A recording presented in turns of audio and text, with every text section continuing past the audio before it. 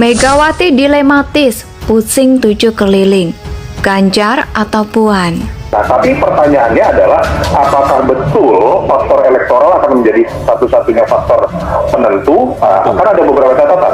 Kalau pemilu diadakan hari ini dan pendekatannya adalah kekuasaan, tentu saja Ganjar Pranowo yang akan diusung oleh PDI Perjuangan atau Ibu Megawati Soekarno Putri. Saya kira PDI Perjuangan tidak perlu terburu-buru. Karena apa? Karena posisi strategisnya. Satu, partai ini adalah satu-satunya partai yang memiliki boarding pass Pilpres 2024 tanpa koalisi dengan partai apapun. Karena dari sisi peluang, di PDI Perjuangan punya figur-figur potensial yang relatif banyak, lebih dari satu artinya. Kalau bicara capres, tentu sudah beredar cukup kencang, yaitu nama Mbak Puan Maharani, Mas Ganjar Pranowo. Proses mencari pemimpin itu bukan hanya sekedar elektoral. Kontemplasi ini bersifat aktif. Kontemplasi ini juga melalui dialog, melalui perenungan, dengan melihat bagaimana nasib lebih dari 270 juta rakyat Indonesia ke depan. Karena itulah mari kita bersama-sama sebagai warga bangsa untuk melihat hal tersebut dengan jernih.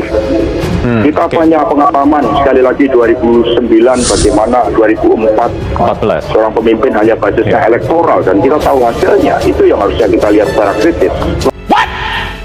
Indonesia sejak dulu kala tetap dipuja-puja bangsa. Menjelang pelaksanaan pemilihan presiden yang insya Allah akan dilaksanakan pada bulan Februari 2024 nanti, masyarakat, pernah siapa sih kira-kira sosok yang dipercaya masyarakat menjadi pengganti Presiden Joko Widodo? Standar masyarakat yang sudah terlanjur fokus kepada sosok Jokowi akhirnya membuat publik ingin tahu apakah suksesor Jokowi bakal lebih baik atau lebih standarnya. 3 besar kandidat capres yang konsisten elektabilitasnya adalah Prabowo Subianto, Ganjar Pranowo, dan juga Anies Baswedan. Ketiganya punya kekurangan dan kelebihan masing-masing. Baca berita online beberapa minggu belakangan, sepertinya dukungan kepada Ganjar untuk jadi capres juga cukup banyak. Dukungan untuk Ganjar maju Pilpres 2024 terus mengalir dari masyarakat di berbagai daerah. Mereka mengharapkan Ganjar sukses di Pilpres 2024. Dukungan kepada Ganjar terbaru datang dari masyarakat Dayak yang ada di Palangkaraya, Sandi Bawang Merah di Nganjuk, dan komunitas ojek pangkalan di Banten dan juga Bandung loh. Dan keadaan ini akan membuat PDIP Perjuangan dalam hal ini Megawati dalam kondisi yang dilematis. Ketua Umum PDIP Megawati Soekarno Putri diprediksi pusing untuk memilih antara mementingkan internal partai atau mengikuti keinginan publik dengan mencapreskan Ganjar.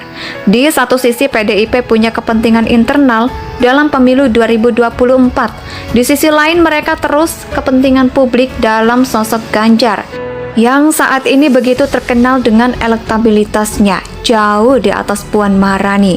Keadaan ini pun ujian bagi PDIP. Mampu nggak PDIP menimbang kepentingan internal partai dengan keinginan publik? Kalau itu bisa disatukan dan ketemu, maka harus lahir sebuah kompromi PDIP. Harus memilih akan mendahulukan kepentingan yang mana.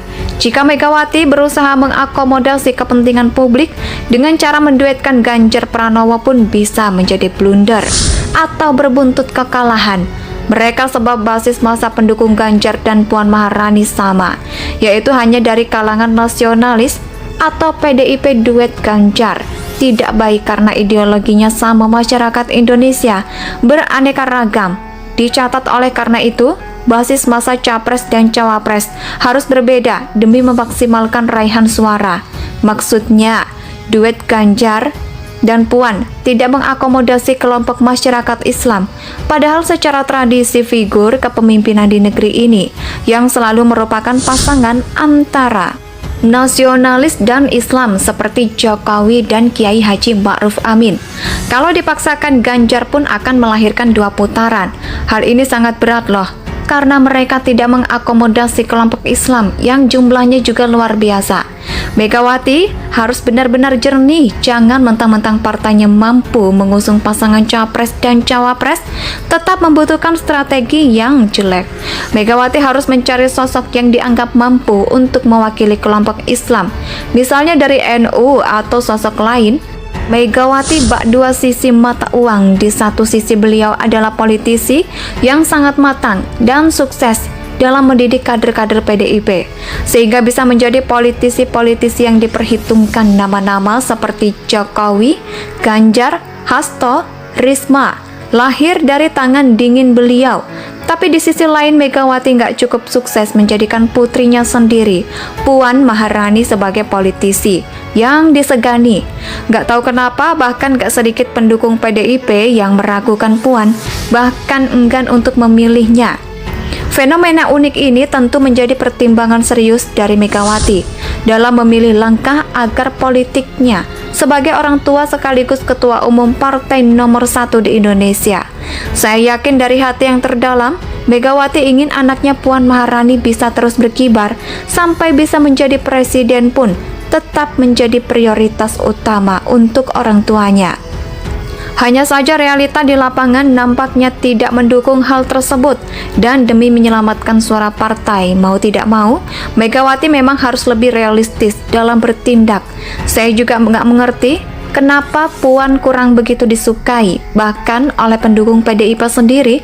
Banyak pendukung PDIP yang setia kepada Megawati, namun uniknya mereka enggan ketika disuruh memilih kuat. Sebuah anomali yang membuat Megawati sepertinya harus rela untuk menepikan anaknya demi sosok yang lebih potensial. Menjelang pelaksanaan pemilihan presiden yang insya Allah akan dilaksanakan pada bulan Februari 2024 nanti, masyarakat, pernah siapa sih kira-kira sosok yang dipercaya masyarakat menjadi pengganti Presiden Joko Widodo? Standar masyarakat yang sudah terlanjur fokus kepada sosok Jokowi akhirnya membuat publik ingin tahu apakah suksesor Jokowi bakal lebih baik atau lebih standarnya. Tiga besar kandidat capres yang konsisten elektabilitasnya adalah Prabowo Subianto, Ganjar Pranowo, dan juga Anies Baswedan. Ketiganya punya kekurangan dan kelebihan masing-masing. Baca berita online beberapa minggu belakangan, sepertinya dukungan kepada Ganjar untuk jadi capres juga cukup banyak. Dukungan untuk Ganjar maju Pilpres 2024 terus mengalir dari masyarakat di berbagai daerah. Mereka mengharapkan Ganjar sukses di Pilpres 2024. Dukungan kepada Ganjar terbaru datang dari masyarakat Dayak yang ada di Palangkaraya, Sandi Bawang Merah di Nganjuk, dan komunitas ojek pangkalan di Banten dan juga Bandung loh. Dan keadaan ini akan membuat PDIP Perjuangan dalam hal ini Megawati dalam kondisi yang dilematis. Ketua Umum PDIP Megawati Soekarno Putri diprediksi pusing untuk memilih antara mementingkan internal partai atau mengikuti keinginan publik dengan mencapreskan Ganjar. Di satu sisi PDIP punya kepentingan internal dalam pemilu 2024. Di sisi lain mereka terus kepentingan publik dalam sosok Ganjar yang saat ini begitu terkenal dengan elektabilitasnya jauh di atas Puan Maharani. Keadaan ini pun ujian bagi PDIP. Mampu nggak PDIP menimbang kepentingan internal partai dengan keinginan publik? Kalau itu bisa disatukan dan ketemu, maka harus lahir sebuah kompromi. PDIP harus memilih akan mendahulukan kepentingan yang mana. Jika Megawati berusaha mengakomodasi kepentingan publik dengan cara menduetkan Ganjar Pranowo pun bisa menjadi blunder atau berbuntut kekalahan. Mereka sebab basis masa pendukung Ganjar dan Puan Maharani sama, yaitu hanya dari kalangan nasionalis atau PDIP duet Ganjar. Tidak baik karena ideologinya sama masyarakat Indonesia beraneka ragam. Dicatat oleh karena itu, basis masa capres dan cawapres harus berbeda demi memaksimalkan raihan suara. Maksudnya, duet Ganjar dan Puan tidak mengakomodasi kelompok masyarakat Islam, padahal secara tradisi figur kepemimpinan di negeri ini Indonesia tanah air beta pusat keadilan jaya.